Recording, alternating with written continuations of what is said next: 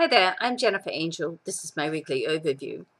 Now, things are on the move, so it's quite progressive at the moment. Over the last couple of weeks, there's been some changes. The week before last was a little unsettling and lots of aspects happening. Last week, it should have smoothed out somewhat, and this week, it's a time to consolidate. Now, I only say that because Mercury is still retrograde, and I am hesitant to tell you to go full steam ahead when Mercury is retrograde. However, it's going to be a bit like going ahead with the handbrake at the moment because Mars is on the move. It does transit into Aries on the 12th, which is the Tuesday, and it's Aries ruler, so it's very comfortable in this position. So with Mars in this position, you're going to want to put, action and get out there and make things happen and set your plans and your routine and go and put it into action.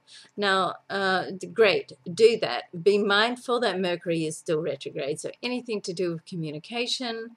It is a period where misunderstandings and mix-ups can happen. Now, it's going to be retrograde right through until the 17th, is stationary direct on the 17th, comes out of its retrograde move on the 18th. Give it a couple of days after that before it, gets through that stormy sort of period and settles down and goes direct. Then it'll start to even out. Of course, it will take, 2 or 3 weeks to get to the degree that it was before it started to go retrograde, and that's called the shadow period.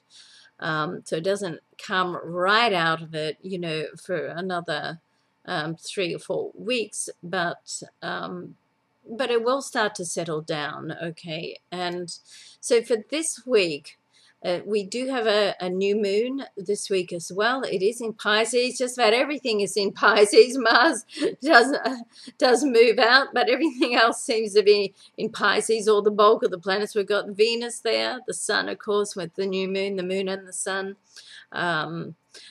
Neptune, which is there for the longest haul, and Neptune is Pisces ruler, and that's there for, let's have a look, right through to 2026 rather, and Mercury, of course. So it's still in this position with all these planets here. It's still highlighting a couple of things for everybody.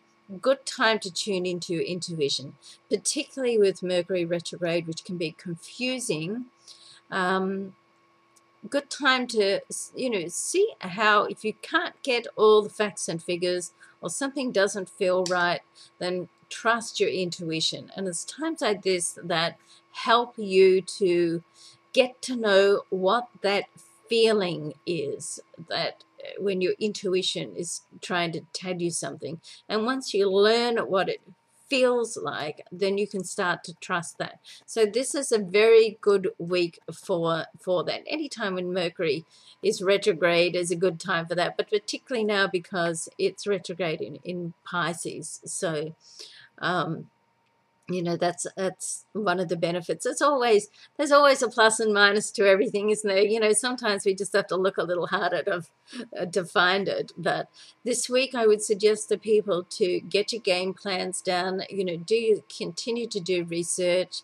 You're going to want to put things into action with Mars moving into Aries, and however, with Mercury retrograde, it's going to feel a little bit like you're moving forward with the handbrake on, but give it another week and we'll be going full speed ahead, okay?